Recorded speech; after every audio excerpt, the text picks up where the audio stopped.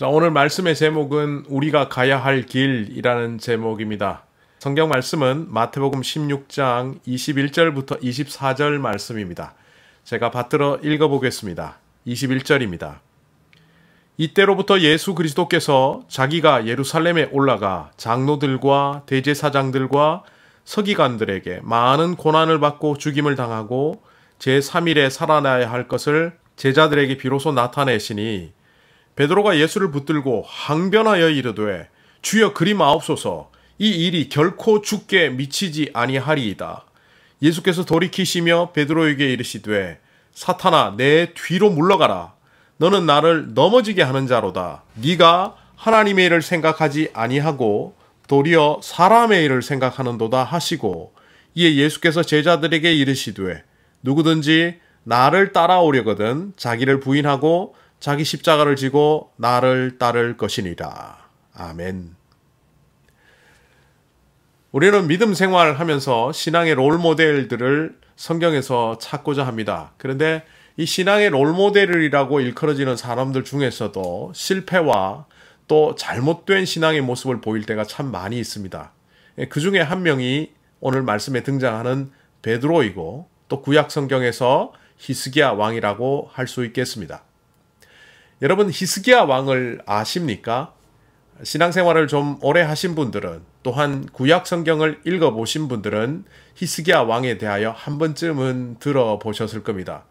그에 대하여 많은 사람들이 기억하기는 39살에 죽을 병에 걸렸지만 그 죽을 병을 기도함으로 15년 생명 연장받은 것으로 아주 유명한 왕이죠. 그는 39세까지는 그 재위 기간 남유다의 왕으로 있는 동안 참 훌륭한 일들을 많이 했습니다. 열왕기에 나온 내용들을 살펴보면 그럼 재임 초반에 많은 개혁들을 했습니다. 무너져 내린 신앙의 절기인 유월절을 회복했고, 또 우상을 섬기는 산당과 산당에 있는 많은 우상들을 제거하였으며, 무엇보다 무려 700년 동안 이스라엘 백성들의 정신을 좀먹고 있던 우상인 느우스단을 제거하는 데에 앞장섰던 인물입니다. 느우스단이라는 것은 모세 시대에 독사에 물린 자들에게 놋뱀 지팡이를 바라보면 병을 회복하고 낫게 해주신다는 그 구원의 메시지에 따라 쳐다보았던 그 놋뱀 지팡이를 말합니다. 그거는 그걸로 사용이 끝났음에도 불구하고 모세가 사라진 이후 모세 시신도 건지지 못한 유다 백성들은 사사기 400년, 왕정시대 300년, 무려 700년에 이르도록 그 누수단을 우상으로 섬기며 하나님처럼 떠받들고 있었습니다. 이것을 히스기야 왕이 뽑아버린 겁니다. 우상으로 잘못된 신앙을 갖고 있는 그들에게 새로운 신앙으로 나오도록 개혁을 했다는 겁니다. 이것으로 볼 때 그는 참 훌륭한 왕이었습니다. 그러던 왕이 39세에 죽을 병에 걸릴 때 생을 포기하지 않고 하나님께 기도했죠. 하나님 살려주십시오. 하나님 응답하셨고 그에게 무려 15년의 생명을 연장해 주시는 일을 하셨습니다. 그는 25세의 왕이 되어서 39세에 이르도록 수많은 개혁들을 했습니다. 그리고 15년 더 살다가 54세에 죽었습니다. 그런데 이해할 수 없는 내용이 성경에 나옵니다. 그 신앙의 개혁적인 롤모델이 될 만한 히스기야 왕의 아들이 다름 아닌 므낫세라는 사실입니다. 므낫세는 남유다 왕으로서 55년 동안 통치 기간을 가졌던 왕입니다. 그런데 그는 그 재위 기간 내내 우상을 숭배하는 자였고 남유다를 멸망의 길로 이끌었다 해도 과언이 아닐 만큼 나라를 멸망의 구렁텅이로 몰아넣었던 왕입니다. 아수르의 우상을 수입해서 백성들에게 가르쳤고, 또 그가 행한 모든 일들은 과거에 아버지 히스기야 왕과는 반대의 길을 걸어갔습니다. 아버지가 제거한 산당을 설치하며 온갖 범죄를 다 저지른 왕이 므낫세입니다. 그래서 결국은 남유다가 바벨론에 멸망할 수밖에 없는 요인을 제공했던 사람이 므낫세다라고 일컬을 정도입니다. 어떻게 이 히스기야 왕의 아들이 므낫세일까요? 신앙의 본이 되었던 히스기야가 어떻게 므낫세와 같은 아들을 낳았을까요? 그 실마리는 역대하 32장 25절에 나옵니다. 이렇게 기록되어 있습니다. 히스기야가 마음이 교만하여 그 받은 은혜를 보답하지 아니하였다. 도대체 이게 무슨 말일까요? 조금 더 역대하 32장 24절에서 26절을 길게 좀 읽어보면 이런 내용이 있습니다.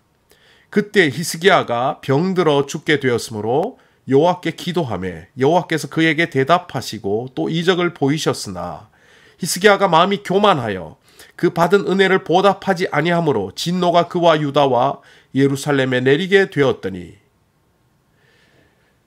히스기야 왕이 39에 병이 든 이후 하나님께서 기적적으로 그의 병을 고쳐주셔서 15년을 더 살게 됩니다. 그런데 그 15년의 생명 연장 기간 동안 그는 과거의 모습과는 다른 모습으로 살았다는 겁니다. 그 중에 대표적인 모습이 뭐냐 하면 당시의 강대국이었던 아수르를 견제하기 위해서 신흥 강대국인 바벨론의 세력과 협조하게 되는데 그 바벨론의 세력들을 초청해서 결국 그 파송된 사람들과 함께 예루살렘 성전의 기물들을 함께 다 보여주며 구경하였다는 겁니다. 이게 결국에 나중에 느부갓네살 왕이 예루살렘 성전을 회파하고 거기에 성전 기물들을 가져가는 요인이 된 거죠. 더 간단하게 얘기하면 이 히스기야 왕은 그전에는 오직 하나님만 의지하며 세상의 권력이나 권세에 의지하지 않고 이방 나라의 군사력이나 이방 나라의 협조를 구하기보다는 오로지 하나님께 기도하던 모습을 가졌던 그런 왕이었는데 이상하게도 병이 낫고 난 이후에는 세상의 힘을 빌려서 좀 잘 살아보자 하는 마음이 아주 강했다는 겁니다. 그런데 이 므낫세는 언제 태어났느냐? 12세 왕이 되었거든요. 그러니까 아버지가 54세 때 12세였다는 얘기는 아버지가 42살일 때, 그러니까 생명 연장받고 3년이 지난 이후에 태어났다는 겁니다.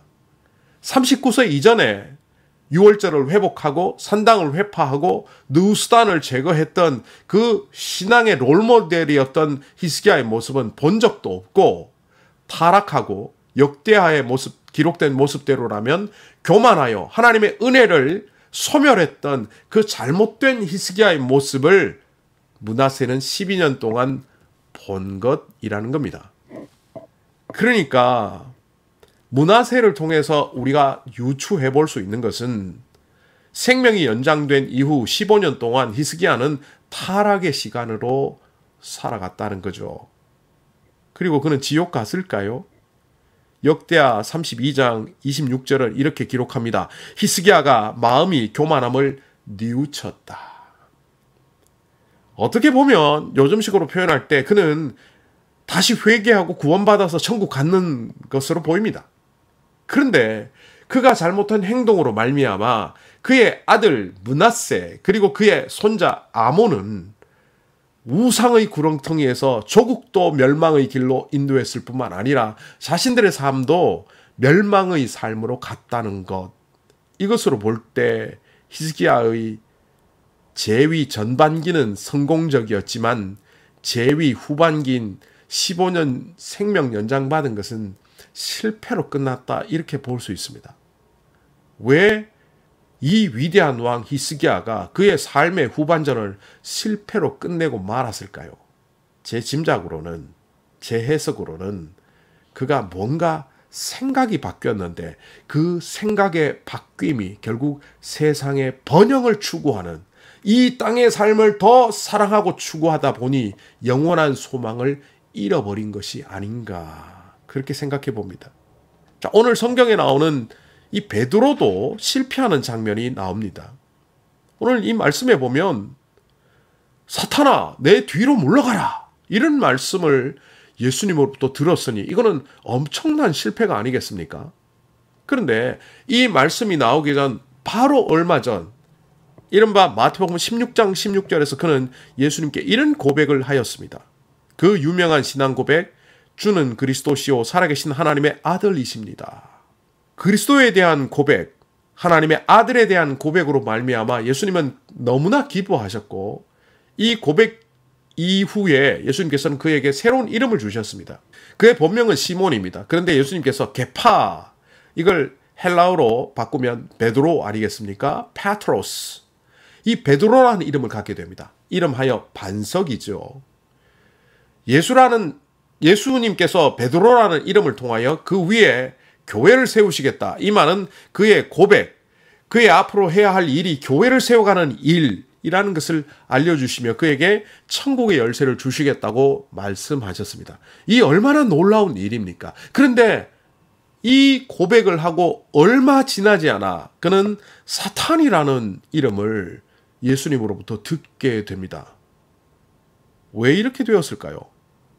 예수님께서 그 제자들에게 비밀을 하나 알려주십니다. 이제 예루살렘에 가게 되면 장로들과 대제사장들과 서기관들에 의하여 나는 많은 고난을 받을 것이고 죽임을 당하고 그리고 거기서 끝나는 것이 아니라 제3일에는 부활하실 것이다. 이렇게 알려주셨는데 베드로를 비롯한 제자들은 이 이야기를 듣고 깜짝 놀랐습니다. 자기들의 의도와는 전혀 다른 길로 가시는 주님의 발걸음이 용납이 안 되었기 때문입니다. 그들은 어떤 길을 기대하고 있었을까요? 갈릴리에서 예루살렘으로 가시는 길에 제자들이 누가 큰 자이냐 논쟁했다는 것을 성경에서 본 적이 있으실 겁니다. 큰 자 논쟁은 다름 아닌 이런 겁니다. 예수님께서 이제 예루살렘에 들어가시면 헤롯 정권을 무너뜨리고 로마의 군대를 몰아내며 거기에 하나님의 나라를 세우실 텐데 하나님의 나라를 세울 때 우리를 누가 가장 높은 자리에 올릴지 우리 순서 한번 매겨보자. 그러니까 그들이 꿈꾸었던 하나님의 나라는 세상 권력이었습니다.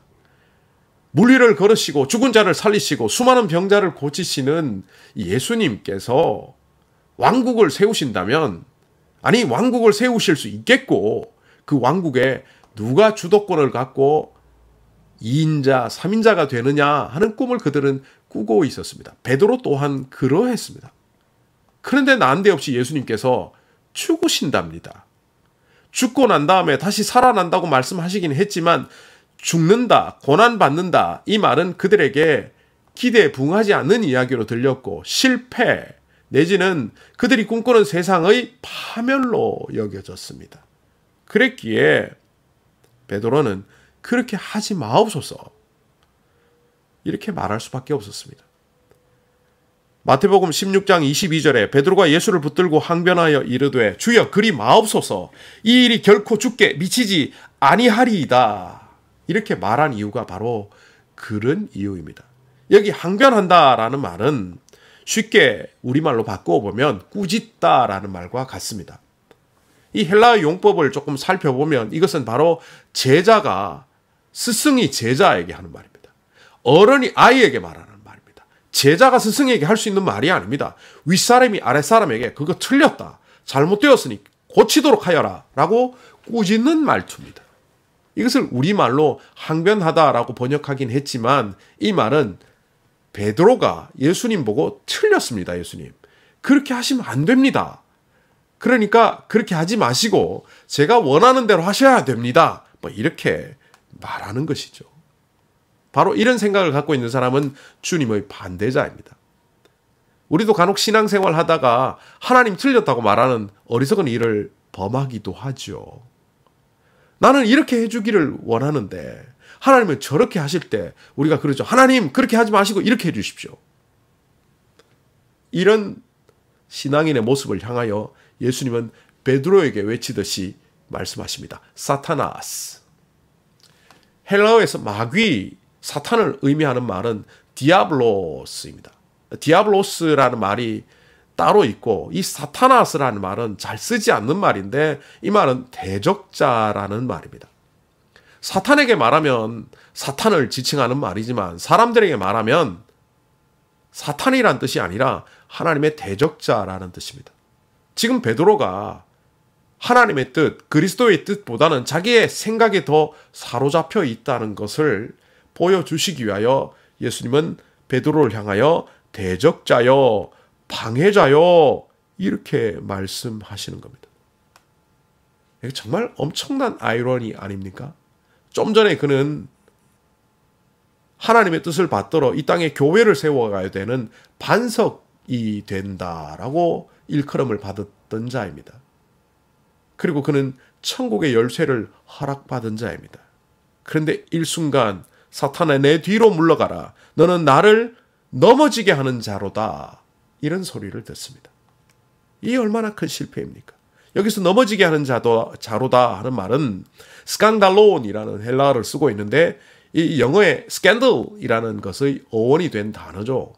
이것을 우리말로 쉽게 풀어보면 걸림돌이라는 말입니다. 아니 반석이었는데 일순간 그는 걸림돌이 되고 말았습니다. 그리고 하나님 예수님께서 이렇게 말씀하시죠. 너는 하나님의 일을 생각하지 않고 도리어 사람의 일을 생각하는도다. 결국 베드로의 실패는 은혜를 경험했음에도 불구하고 하나님의 뜻에 관심이 적어 하나님의 뜻에 순종하기보다는 자신의 생각, 자신의 뜻에 따라 살아가는 사람이 되었을 때 그는 실패자가 되고 말았습니다. 역대하 32장에서 히스기야의 실패도 그렇게 말하지 않습니까? 그가 은혜를 입었음에도 불구하고 마음이 교만하여 하나님의 뜻을 저버렸을 때 그는 실패자의 길을 가고 말았습니다. 우리는 어떠합니까? 우리는 살다 보면 수많은 실패를 반복하고 있지 않습니까? 예수님을 믿는다고 말하지만 실제로 우리는 입으로는 예수님을 믿지만 우리 마음으로 마음에 원하는 바로 따져보면 세상을 더 탐하며 사는 사람들이 아닙니까? 수많은 실패 현장에 서 있는 우리들이 자격지심으로 어떤 때는 죄책감으로 주님 앞에 서기를 부끄러워할 때 오늘 베드로의 실패를 향하여 주시는 주님의 음성을 통하여 우리 또한 도움을 얻을 수 있습니다. 자, 이 실패자 베드로를 향하여 예수님이 뭐라고 말씀하십니까? 사타나스! 이렇게 말씀하시지 않고 사타나 내 뒤로 물러서라 이렇게 말씀하십니다.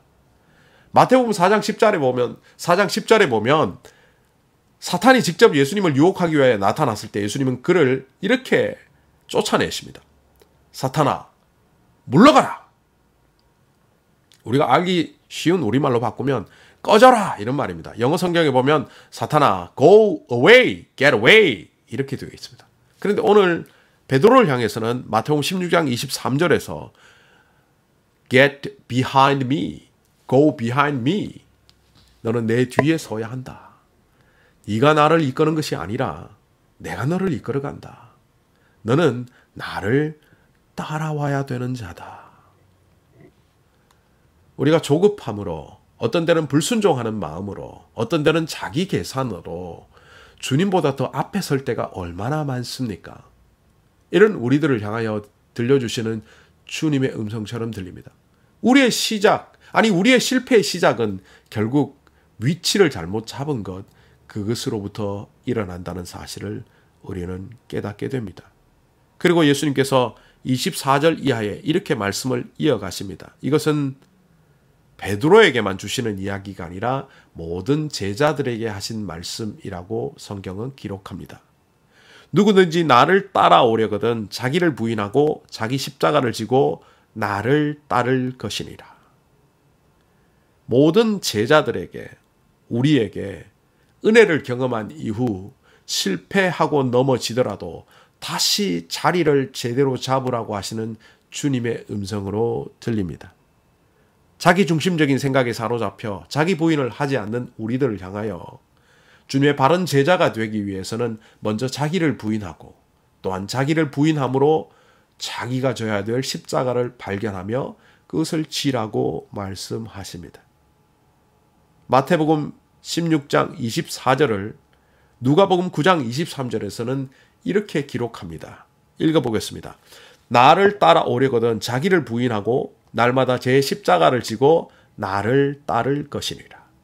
똑같이 기록했지만 한 단어가 추가되어 있습니다. 나를 따라오거든 자기를 부인하고 날마다 제 십자가를 지고 나를 따를 것이니라.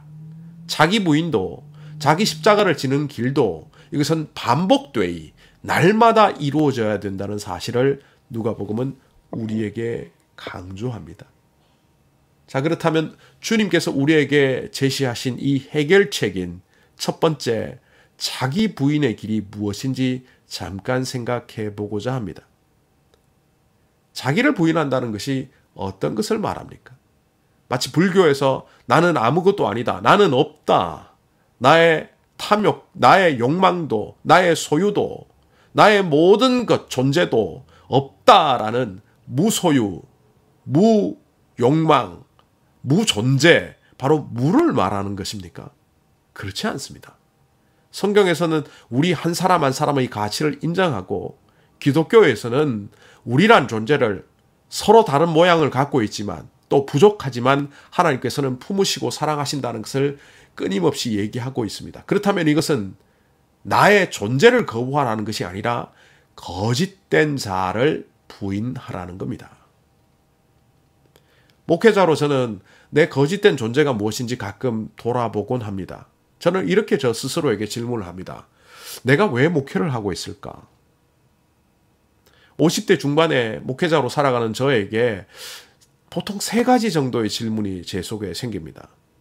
혹시 내가 먹고 살기 위한 방편으로 목회를 하고 있는 것은 아닌가 질문해 봅니다. 두 번째는 개인적인 야망과 자기 실현을 위해서 내가 목회를 하고 있는 것은 아닌가. 간단히 말해서 남에게 인정받고 나를 드러내기 위해서 내가 목회를 하고 있는 것은 아닌가 생각해 봅니다. 또 3번째 질문은 이제 나이도 어느 정도 됐고 새로운 직업을 찾기도 어려우니까 과거에 20년 이상 목회해왔고 또 앞으로 15년 이상 목회를 할 때 어쩔 수 없이 이 길을 가야 한다는 것, 다른 길을 갈 수 있는 용기가 나지 않아서 이 길을 가고 있는 것은 아닌가, 이렇게 스스로에게 반문해보기도 합니다. 결국 혼자 주님 앞에 서서 저는 결론을 내립니다. 먹고 살기 위해서 내가 목회를 하는 것도 아니고 자기 실현을 위해서 목회를 하는 것도 아니고 어쩔 수 없이 이 길을 가는 것도 아니라면 나는 결국 주님의 뜻을 위하여, 주님의 나라를 위하여, 영원권하여 제자 삼는 아름다운 주님의 공동체를 이루기 위하여 쓰임받는 자로 이 땅에 서 있다. 결국 거짓된 자아를 부인하고 나니 참 자아가 보여집니다. 하나님이 왜 나를 뉴욕 땅의 목회자로 세우셨는지, 하나님께서 왜 한올림 교회의 목사로 세우셨는지, 그리고 이 시대에 목회하기 어렵고 힘든 시대라고 일컬어지는 이 시대에 하나님께서 나를 통하여 왜 복음을 전하려고 하시는지가 분명해집니다.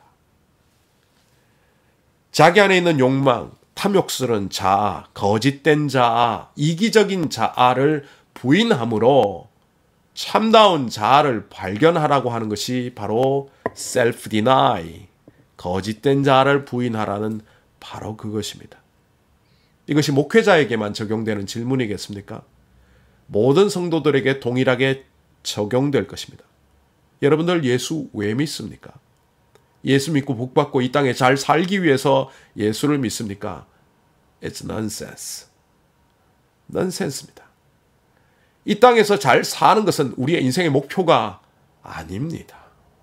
복음을 잘 전하기 위하여 이 땅에서 잘 살아야 하고 주님의 나라를 이 땅에 이루기 위하여 우리는 이 땅에서 열심히 살아야 하고 하나님 나라에서 이 땅에 파송된 자처럼 그 사명과 뜻을 이루기 위하여 우리는 이 땅을 살아야 합니다. 바로 그것이 우리의 참된 자아를 찾는 거짓된 자아를 부인하는 자리입니다. 이렇게 부인하고 나면 거짓된 자아를 물리치고 참다운 자아를 발견하면 우리에게 보이는 것이 우리가 져야 할 십자가입니다.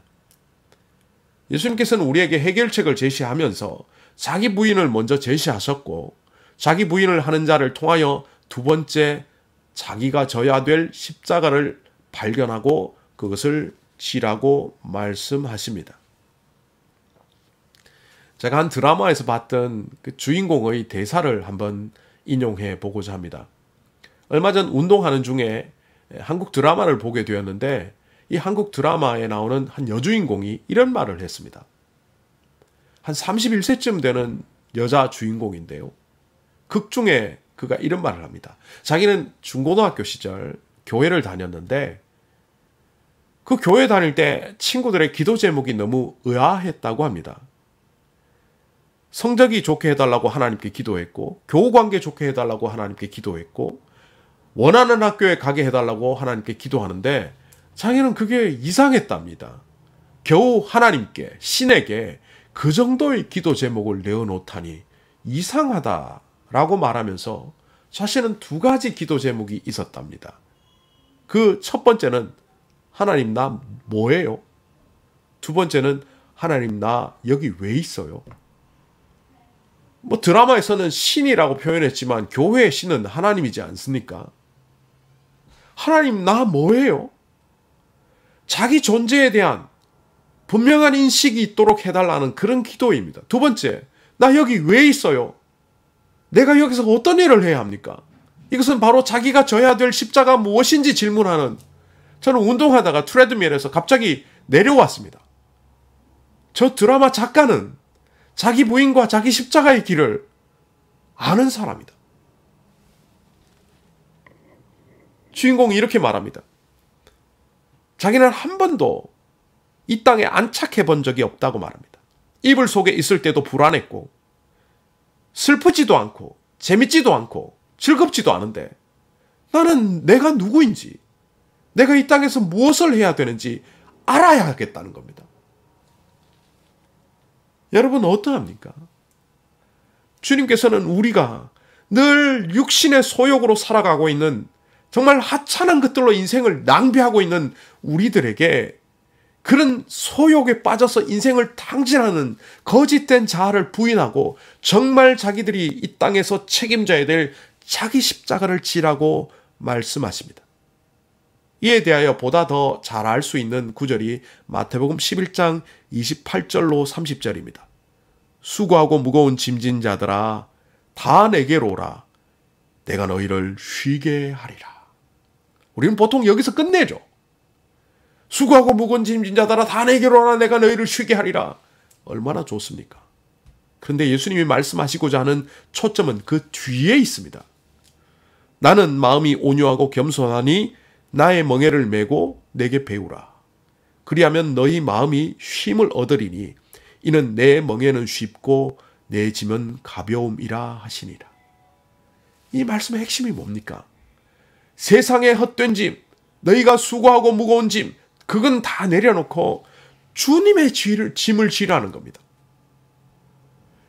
우리는 우리가 지지 말아야 될 거짓된 소욕들을 잔뜩 무거운 짐으로 지고 살아가는데 무엇을 입을까?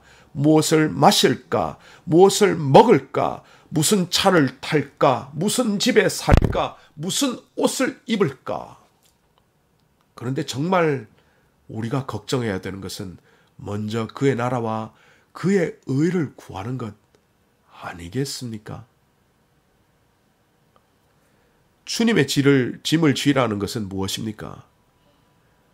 하나님의 나라가 이 땅에 세워지도록, 죽어가는 많은 영혼들이 주께로 돌아오도록, 이 세상에 공의와 정의가 강물처럼 흐를 수 있도록, 하나님의 나라가 우리를 통하여 이 땅에 세워져 갈 수 있도록 애쓰는 것, 바로 그것 아니겠습니까? 성경에서 말하는 헌신은 우리가 무엇을 하느냐, 얼마나 열심히 하느냐가 아닙니다. 우리가 선하고 기쁘시고 온전하신 주님의 뜻을 분별하고 그 뜻을 분별하며 그 뜻을 따라 살아가는 것이 헌신이라는 것을 로마서 12장 2절은 우리에게 이미 알려주고 있지 않습니까? 여러분들은 어떻게 살고 계십니까? 자, 오늘 성경에 있는 베드로가 주님 앞에서 하나님의 일보다는 사람의 일을 생각하다가 예수님의 대적자가 된 모습, 그런 실패를 보였습니다. 그리고 그에게 주님께서는 Go behind me, 내 뒤에 서서 자기를 부인하고 자기 십자가를 지고 나를 좇으라는 그런 해결책을 들었습니다. 이 시점으로부터 1년이 지난 후 그는 어떻게 바뀌어 있을까요? 이 시점으로부터 1년 후에 베드로의 모습을 사도행전 4장 19절에서는 이렇게 기록하고 있습니다. 산헤드린 공회 앞에서 예수님을 전하는 것 때문에 위협을 받고 있습니다. 그 산헤드린 공회는 베드로를 겁을 주며 이렇게 말했습니다. 한 번만 더 예수를 전하면 너를 죽이겠다.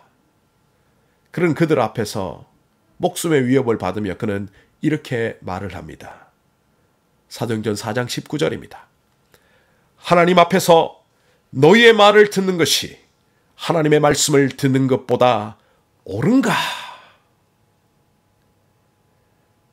오늘 말씀의 마태복음에 보면 사람의 일을 생각하다가 하나님의 일을 순종하지 않는 모습이었는데 그는 이 말이 마음에 새겨졌나 봅니다. 1년이 지난 후 사람들 앞에서 이렇게 말합니다. 이제 나는 사람의 일, 사람의 말, 거기에 흔들리는 자가 아니라 오직 하나님의 말씀을 듣고 그것을 순종하며 걸어가겠다. 비록 이로 인하여 내 목숨을 잃어버린 한이 있더라도. 이런 그의 모습을 보며 사람들은 놀랐고 그를 죽이려고 했던 산헤드린 공회원들도 놀랐습니다. 이 장면을 사도행전 4장 21절에서 이렇게 보도하고 있습니다. 관리들이 그들을 어떻게 처벌할지 방법을 찾지 못하고 다시 위협하여 놓아 주었으니 이는 모든 사람이 그 된 일을 보고 하나님의 영광을 돌림이라. 마태복음 16장에서 걸림돌이 되었던 그가 이제 초석, 반석이 되고 있는 모습을 사도행전 4장에서는 목격하게 됩니다. 여러분들은 어떠합니까? 여러분들은 어떤 자기 부인과 어떤 십자가를 지고 걸어가고 있습니까? 우리가 걸어가야 하는 그 길은 우리를 만족시키며 우리의 탐욕을 채우는 길이 아니라 이 땅에 주님의 나라가 임하도록, 이 땅에 주님의 뜻이 이루어지도록 철저히 탐욕으로 가득 차 있는 거짓된 자아를 부인하고 하나님께서 우리에게 맡겨주신 그 사명, 자기 십자가를 지고 걸어갈 때 주님의 나라도 주님의 뜻도 우리를 통하여 이 땅에 이루어진다는 사실을 믿으며 그렇게 뚜벅뚜벅 걸어가야 되는 그 길이 우리의 길임을 기억하십시다.